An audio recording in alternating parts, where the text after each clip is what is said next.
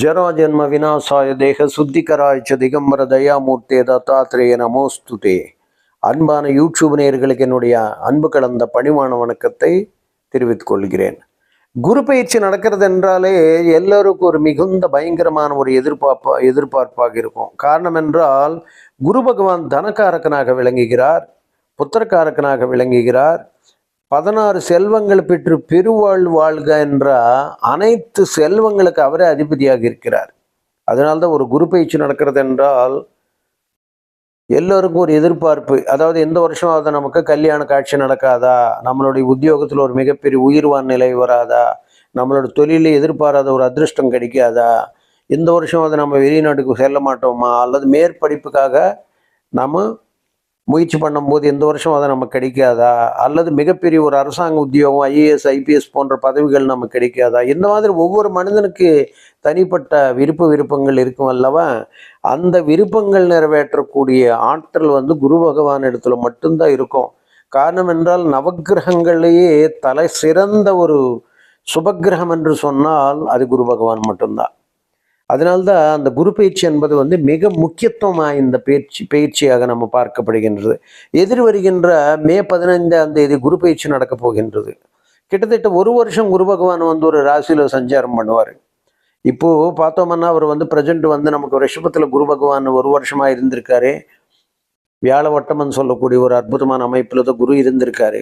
இப்போ குரு பகவான் ரிஷபத்திலிருந்து மிதுனத்துக்கு செல்கிறார். இந்த ஒரு வருஷம் எத்தகையான மகத்தான் நன்மைகள் 12 ராசிகளுக்கு நடக்க போகுது.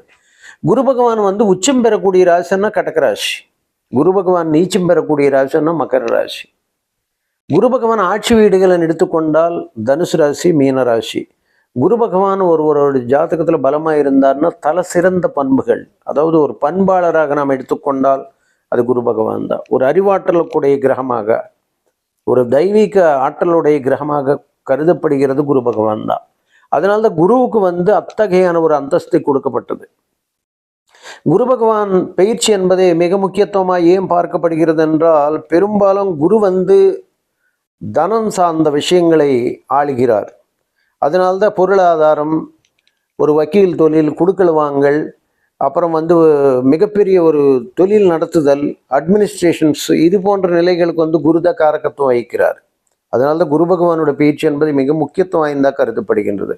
பொதுவாக குரு பகவான் குடும்பஸ்தானமாக சொல்லக்கூடிய 2ஆம் வீடு, ஜன்மராசிலிருந்து நமக்கு 2ஆம் வீடு, தனஸ்தானமாகிய 2ஆம் வீடு, பூர்வ புண்ணியஸ்தானமாகிய 5ஆம் வீடு, களத்திரஸ்தானமாகிய 7ஆம் வீடு, பாகிஸ்தானமாகிய 9வது வீடு, லாபஸ்தானமாகிய 11ஆம் வீடு. இந்த இடங்களில் குரு பொதுவாக கோச்சார ரீதியாக சஞ்சாரம் பண்ணும்போது மிக உன்னதமான பலன்கள் கொடுப்பார் என்றது கருத்து.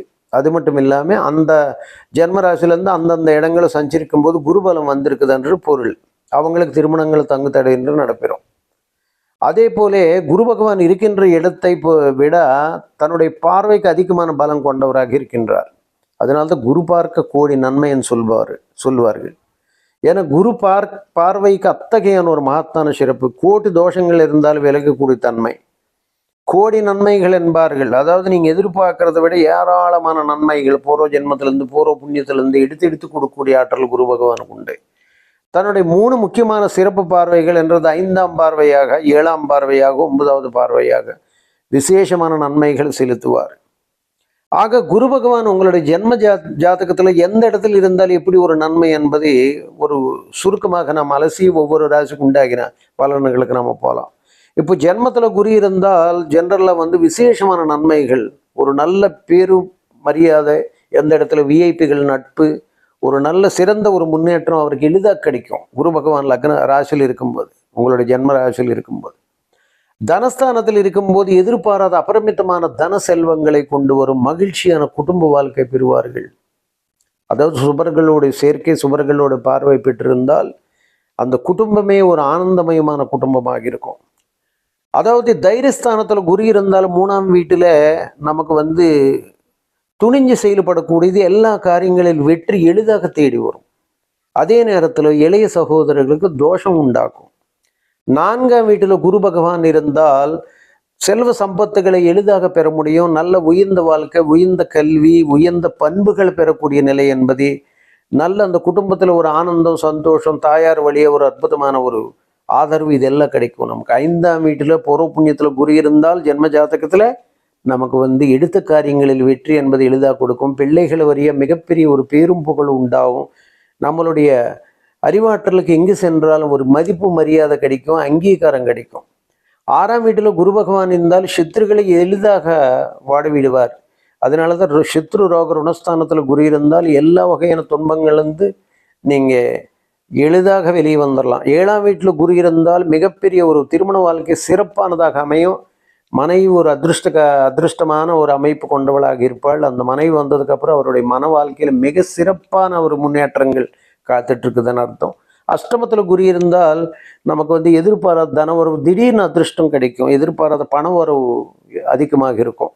பாக்கியத்தில் குரு இருந்தால் ஓடி வந்தவனுக்கு 9ல் குரு என்ற மாதிரி வெளிநாடுகள் அல்லது வெளி மாநிலங்கள் சென்று மிகப்பெரிய நன்மைகள் அடைந்து நாளுக்கு நாள் புகழடைந்து பெரிய உச்சநிலை அடைவான். தசமத்தில் ஜென்மஸ்தானத்தில் குரு இருந்தால் நாளுக்கு நாள் தொழில பயங்கரமான வெற்றி, பேரும் புகழும் பதவி பட்டங்களை எளிதாக பெறுவார்கள். லாபஸ்தானத்தில் குரு இருந்தால் நீங்கள் எங்கு சென்றாலும் எதிர்பாராத லாபங்களை எளிதாக பெறக்கூடிய நிலை. காரணம், முழுச்சபராக போற்றப்படக்கூடிய குரு பகவான் 11ல் இருக்கிறது. எல்லா வகையான அதிருஷ்டங்கள் அள்ளித்தரும். விரயத்தில் குரு இருந்தால் நல்ல ஒரு உறக்கம் ஏற்படும். எதிர்பாராத ஒரு செலவுகள் அதிகமாக வந்தாலும் எல்லோரிடத்துல அன்பாக பழகி பேசி நல்ல பேரும் புகழும் எளிதாக பெறுவான். இது ஜென்ம ஜாதகத்தில் உங்களுடைய ஜென்ம ஜாதகத்தில் குரு பகவான் 12 ராசிகள் அமரும்போது ஏற்படக்கூடிய நிலைகள். இனி குரு 12 ராசிகளுக்கு எத்தகைய நன்மைகள் அள்ளித்தரப்போகிறார் அப்படின்றது நம்ம ஒவ்வொரு வீடியோவில் போய் பார்க்கலாம். டைம் வேஸ்ட் பண்ண வேண்டாம். அடுத்த வீடியோவுக்கு நம்ம போகலாம். விருஷப ராசி அன்பர்களுக்கு குரு பகவான் அற்புதமான யோகம் செய்யக்கூடிய நிலையில இருக்கார். கடந்த குரு பயிற்சியில் ரிஷப ராசி அன்பர்களுக்கு பயங்கரமான ஏமாற்றம் தான். காரணம் என்றால் ஜென்ம குருவாக இருந்திருக்கிறார். கடந்த ஒரு வருஷமாக ஜென்ம குருவாக இருந்த குரு பகவான் ஏன்னா ரிஷபராசி அன்பர்களுக்கு குரு பகவான் 8-11 குடைவனாக வருகிறான். அஷ்டமாதிபத்தியம் பெறுவதனால, அதாவது 8ஆம் ஆதிபத்தியம் பெறுவதனால நிச்சயமான கெடுதல் கொடுப்பார் என்றது உறுதி. அதனால தான் ரிஷபராசினால குரு நன்மை செய்ய மாட்டார். ஏன்னா குரு நன்மை செய்யலைன்னு யாருங்க நன்மை செய்வார் அப்படின்னு நீங்கள் கேட்டிங்கன்னா சனி பகவான் மட்டும்தான் நன்மை செய்வார். ஆக சனி பகவானுடைய யோகத்தில் தான் கடந்த ஒரு ஆண்டு அவங்க ஓரளவுக்கு சமாளிச்சிருக்காங்கன்னு நம்ம சொல்லலாம். ஏன்னா ஜென்மகுரு பார்வை பலத்தால் நன்மை செய்யலாமே ஒழிய பணம் தர மாட்டார். காரணம் என்றால் சுக்கிரன் வீட்டில் குரு பகை. ஸோ நிச்சயமாக 2 குருமார்களுக்கு ஆகாது இல்லையா? அதனால தான் சுக்கிரன் வீட்டில் குரு இருந்தால் குரு பணம், சுக்கிரன் சுக்கங்களை போகங்கள் எல்லாம் கொடுக்கக்கூடியவர். குரு அங்கே இருந்தாருன்னு எல்லாத்தையும் வேட்டு வைக்கிறாருன்னு அர்த்தம். அதாவது நீ கார் இருக்குது, பெட்ரோலை ஊற்றிட்டு வெளியே போக முடியாது. பணம் இருக்குது, அனுபவிக்க முடியாது. இல்லை சொத்து இருக்குது, பிரித்து கொடுக்க மாட்டாங்க. இல்லை அப்பா கிட்ட சொத்து மாட்டிருக்கும், உங்களுக்கு வராது. இந்த மாதிரி எதுவும் ஜென்மகுரு காலகட்டத்தில் எல்லாம் உங்ககிட்ட இருக்கும், நீங்கள் எதுவும் அனுபவிக்க முடியாது. அது எப்படி நம்ம சந்தோஷம் இருக்கும்னு சொல்ல முடியாது இல்லையா? அதனால தான் கடந்த ஒரு வருடமாகவே ரிஷபராசி அன்பர்கள் பல வகையான கஷ்ட நஷ்டங்களை பணத்தின் மூலமாக அனுபவிச்சிருக்காங்கன்றது உறுதியான உண்மை. இப்போ அதனால தான் அவரை ஜென்மகுருவாக இருந்து, ஜென்மகுருவான்னா ராமர் வனவாசம் சொல்லுவார். அதாவது ராமர் கடக ராசி, அந்த காலகட்டத்துக்கு குரு உச்சத்தில் இருக்கிறாரு. அந்த இடத்துக்கு குரு வந்ததுனால ராமருக்கு அப்படி ஒரு பழமொழி ஏற்பட்டது. ஆனால் இந்த காலத்தில் நமக்கு என்னன்னா ஜென்மகுரு பணம் தரமாட்டார். அதாவது ஜென்மகுரு பணம் தரமாட்டார்னா நீங்கள் எதுவும் அனுபவிக்க முடியாது பண்ணிடுவார். இப்போ என்ன ஆயிடுச்சு, நமக்கு ரிஷபராசிகளுக்கு 2ஆம் இடத்துக்கு வருகிறார். 2ஆம் இடத்துக்கு வந்தால் குரு விசேஷமான நன்மை செய்வார். இது எப்படி செய்வாருன்னா, 2ஆம் வீடு தனஸ்தானம். தனஸ்தானத்தில் 2ஆம் வீட்டுக்கு கோச்சார ரீதியாக குரு பகவான் ரிஷபராசிகளுக்கு 2ஆம் வீட்டுக்கு வருகிறார். 2ஆம் வீட்டுக்கு வரும்போது மிகப்பெரிய நன்மைகள் அள்ளித்தருவார். எப்படின்னா, தனகாரகனாகிய குரு பகவான் தனஸ்தானத்தில் அமர்வது என்பது சிறந்த தனயோகத்தை அள்ளித்தருவான் அப்படின்றது ஒரு கருத்து. 8 11 கூடையவன், 11 கூடையவன் 2க்கு வரான் அப்படின்னு நினச்சிக்கணும். 8க்கு எட்டாதிபத்தியம், 11 லாபாதிபத்தியம். லாபாதிபத்தியம் அதாவது எப்போவுமே ரிஷபலக்னத்தில் பிறந்தவங்களுக்கு 2 11 கூடிய சம்பந்தம் மிக விசேஷமாக இருக்கும். அதாவது 2 வந்து புதன், 11 உங்களுக்கு குரு. ஸோ குரு புதன் சம்பந்தம் என்பது மிக விசேஷமானதாக இருக்கும். இந்த 2 பேர் அதாவது தனித்த குருவு தான் பாழாக்குவா. எப்போவுமே ஞாபகம் வச்சுக்கோங்க. தனித்த சந்திரனோ தனித்த வியாழனோ தான் தொந்தரவு பண்ணுவா. ஆனால் கிரக கூட்டணியிலோ கிரக பார்வையில் அதாவது மொத்த கிரகங்களோடு இணையும் போது அவங்க பயங்கரமான நன்மைகள் செய்வார். அதாவது குரு பகவான் தனித்து இருக்கக்கூடாதுன்னு தான் சொல்லுவோம் ஜோதிடத்தில். 12 வீடுகளில் அவர் தனித்து நின்றால் அதனுடைய பலன் வேற.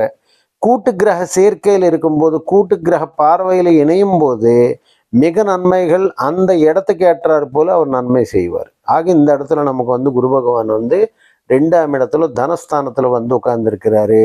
தன்னுடைய விசேஷமான பார்வை பலத்தால் ராசிக்கு 8ஆம் இடத்தையும் பார்க்கிறார், ராசிக்கு 6ஆம் இடத்தையும் பார்க்கிறார். இதுலேயும் உங்களுக்கு பாதி பிரச்சனை முடிஞ்சு போச்சுங்க. இது என்ன சுவாமி புதுசாக சொல்கிறீங்க? 6ஆம் இடத்துல பார்க்கும்போது இத்தனை நாளில் நீங்கள் பட்ட கடன் கஷ்டங்களுக்கு, பண நெருக்கடிக்கு, தடுமாற்றத்துக்கு எல்லாத்துக்கும் ஒரு முடிவு காலம் வந்துச்சு. அதை விட வேறு என்ன தேவை? ஏன்னா நம்ம எங்கே எதிர்பார்த்தாலும் தொழிலே நெருக்கடி, பணம் வரல, பிரச்சனைகள், தொட்டது பூரா தோல்வி, நம்ம அடிக்கடிக்கு கடன் வாங்க வேண்டிய சூழ்நிலை, ஈவன் குடும்பம் நடத்துறது கூட வெளியிலேருந்து கடன் வாங்கி நடத்த வேண்டிய சூழ்நிலை, பணம் நம்மக்கிட்ட நிறைய இருக்கும்போது நமக்கு ஒரு போதுமான புத்தி கொடுக்கல, பணம் எல்லாம் விரையும் பண்ணிட்டோம், அதுக்கப்புறம் தான் சிக்கல் வந்துச்சு. அப்போ கடன் வாங்கி நடத்த வேண்டிய சூழ்நிலை, சம்பந்தம் இல்லாத விரை செலவுகள், சத்ரு ரோகரணஸ்தானத்தில் ஆஸ்பத்திரி செலவுகள், எதிரிகளால் தேவையில்லாத அலைச்சல், இது போன்ற பல தொல்லைகள் நமக்கு ஜென்மகுரு கொடுத்துருக்காருங்க. இப்போ நமக்கு என்ன ஆயிடுதுன்னா 6ஆம் இடத்தை பார்க்கிறார். எப்போ 6ஆம் இடத்தை கெட்ட ஸ்தானங்களை குரு பகவான் பார்க்குறாருன்னா அதுலேருந்து நீங்கள் விடுதலை ஆயிடுறீங்கன்னு அர்த்தம். அப்போ உங்கள் ராசிக்கு 6ஆம் இடத்தில் இருக்கின்ற சத்ரு ரோகரணஸ்தானத்தை குரு பார்த்து உங்களுடைய எல்லா பிரச்சனைகள்லேருந்து உங்களை வெளியே கொண்டு வந்துடுறாருங்க. அதுலேருந்து ஒரு மிகப்பெரிய ரிலீஃப் உங்களுக்கு. அடுத்து 8ஆம் வீட்டுன்னு பார்க்குறாரு. 8ஆம் வீட்டுன்னு பார்க்கும்போது எதிர்பாராத தனவரவு, எதிர்பாராத அதிருஷ்டம், சடன் லக்கு. ஏன்னா 8ஆம் வீடு மறைவு ஸ்தானம். மறைவு ஸ்தானமாக நீங்கள் என்ன கொடுத்து வச்சிருக்கோ உனக்கு தெரியாது. திடீர்னு எந்த ரூபத்துலன்னா வரல, ஏதோ ஒரு உயில் சுற்றி இருக்கும். திடீர்னு அந்த நேரத்துக்கு அது விற்று அதன் மூலமாக மிகப்பெரிய ஒரு தொகை கிடைக்கலாம். உங்கள் தொழிலில் அது வச்சு நீங்கள் ஆரம்பித்து பெரிய ஆளாக வரலாம், இல்லை தொழிலுக்கு தேவையான முதலீடாக வரலாம். இது போன்ற நிலைகளை அஷ்டமஸ்தானத்தில் குரு பார்க்கும்போது கொடுக்கக்கூடிய யோகம்.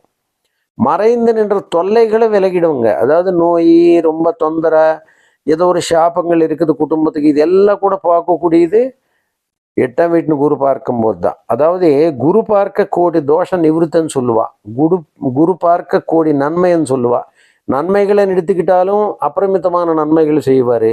தோஷங்களை எடுத்துக்கிட்டாலும் முன்ஜென்ம வழியா, பெண்கள் வழியா, குடும்ப வழியா, மோதையர்கள் வழியா, குலசாபத்தின் வழி, இந்த மாதிரி ஏகப்பட்ட தோஷங்கள் இருந்திருக்குதுன்னு வச்சுங்க. எதுவும் தெரியாது ஜாத்தகத்தில், ஏன்னா ப்ளஸ் மட்டும்தான் நம்ம பார்ப்போம்.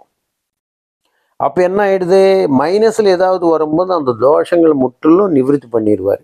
அடுத்து என்ன நல்லது பண்ண போகிறேன்னா உங்களோட தொழில் ஸ்தானத்தை பார்க்குறாருங்க. அது மிகப்பெரிய ஒரு விசேஷம்.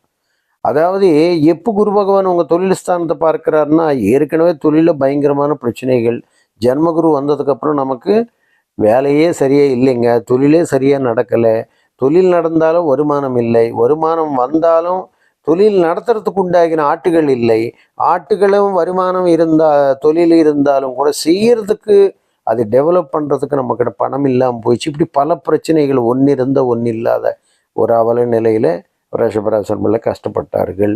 இதுலேருந்து முற்றிலும் விடுதலை. ஆக தொழிலில் பயங்கரமான ஒரு முன்னேற்றம் ஏற்படும். தொழில் நீங்கள் விஸ்தரிக்கிறதுக்கு உண்டாகின வழி என்பது ஏற்படும். கூட்டு தொழில் சிறப்பாக செய்கிறதுக்கு உண்டாகின வழி ஏற்படும். உங்களுடைய உத்தியோகத்தில் உயிர்வினை ஏற்படும். புது வேலையில் உள்ளவங்களுக்கு, அதாவது ஒரு அரசாங்க உத்தியோகத்தில் உள்ளவர்களுக்கு மிகப்பெரிய பதவி பட்டங்களை தேடி வரும். பொது வாழ்வில் உள்ளவங்களுக்கு திடீர்னு ஒரு பதவி வாய்ப்புகளை தேடி வரும். ரிஷபராசி நம்மளுக்கு அற்புதமான காலம். காரணம் என்றால் உங்களுக்கு குரு பகவான் 10ஆம் வீட்டுக்கு வருகிறார். அதாவது ராகு பகவான் 10ஆம் வீட்டுக்கு வருகிறார். ஒரு பாவகிரகம் 10ல் இருக்கிறது மிகப்பெரிய யோகத்தை தரும். 11 சனி பகவான் வருகிறார், 2ஆம் வீட்டில் குரு பகவான் வருகிறார். இந்த அம்சங்கள் எல்லாம் நீங்கள் பார்க்கும்போது மிகப்பெரிய நன்மைகள் அள்ளித்தரும். அரசாங்க உத்தியோகத்தில் மிகப்பெரிய சிறப்பினை என்பதை எடுத்து காட்டுகிறது. ஆக முக்கியமாக நமக்கு தேவையானது என்ன? பணம் வர வேணும், தொழில் நல்லா நடக்கணும், குடும்பத்தில் அமைதி வேணும், அமைதி கிடைச்சிரும். ஆக 2ல் குரு வரும்போது நம்ம கடன்களை யாவும் தீரும், நம்ம சொல்லுவாக்கு காப்பாற்றுவார். நம்ம யாரோ ஒருத்தர்கிட்ட கடனை வாங்கிட்டோம், கொடுக்க முடியல, சொன்ன நேரத்துக்கு பணம் கொடுத்துடுவீங்க. அது போலவே நம்ம இதுக்கு முன்னே பல முயற்சிகள் பண்ணியிருப்பீங்க, அது வெற்றி தராது, நிச்சயமாக நன்மை தரும். அம்மா மூலமாக நல்ல ஒரு சப்போர்ட் கிடைக்கும், பிள்ளைகள் வெளிநாட்டுக்கு போகக்கூடிய ஒரு வாய்ப்பு கிடைக்கும். இந்த மாதிரி பல வகையான நன்மைகளோட ரிஷபராசி அன்பர்களுக்கு தனஸ்தானத்தில் அமர்கின்ற குருநாதர் கிட்டத்தட்ட 1 வருஷம் 2025 மே 15 ஆரம்பித்து 1 வருஷத்துக்கு உண்டாகின அற்புதமான யோகங்கள் அள்ளித்தருவார். ஆக ரிஷபராசி அன்பர்களை பயப்பட வேண்டிய அவசியம் இல்லை. எல்லா கிரகங்களுடைய யோக நிலைகளும் அவங்களுக்கு சரியாக அமைந்து விட்ட காரணத்தினால பாக்கியத்தில் ராகு, தசமத்தில் சனி, அப்புறம் குடும்பத்தில் குரு, இதெல்லாம் சிறப்பான அம்சங்கள். தன்னுடைய பார்வை பலத்தால் மிகுந்த யோகத்தை அள்ளி தருவான். ஆக ரிஷபராசி அன்பர்களுக்கு எல்லா கடன்களை கட்டி குடும்பத்தில் நல்ல முன்னேற்றம் ஏற்படுத்தி ஒரு நல்ல அழகான வீடை அமைச்சு கொடுத்து நினைச்ச காரியங்கள் நினைக்கப்படி செய்கிறதுக்கு உண்டாகின ஒரு அற்புதமான அருள் என்பதை குரு அருளால் நமக்கு கிடைக்கிறது. அஷ்டமாதிபத்தியம் 11ஆம் இடத்துக்கு சம்பந்தப்படுவதனால கெட்டாதிபத்தியம் இருந்தாலும் கூட குரு பகவான் தன்னுடைய ராசியை பார்க்கறதை அஷ்டமத்தினை பார்க்கறதுனால மிகப்பெரிய நன்மை, ஆட்சி பலத்தை கொடுக்கக்கூடிய நன்மை தரும். ஆக நிறைவேறாத ஏராளமான எண்ணங்கள் எல்லாம் எளிதாக ஈடேறும். நினைத்த அனைத்து காரியங்களில் வெற்றி, நல்ல ஒரு வசதியான வாழ்வு கிடைக்கும். பயப்பட வேண்டிய அவசியம் இல்லை. சர்வே ஜனா சுக்கினோ பவந்து.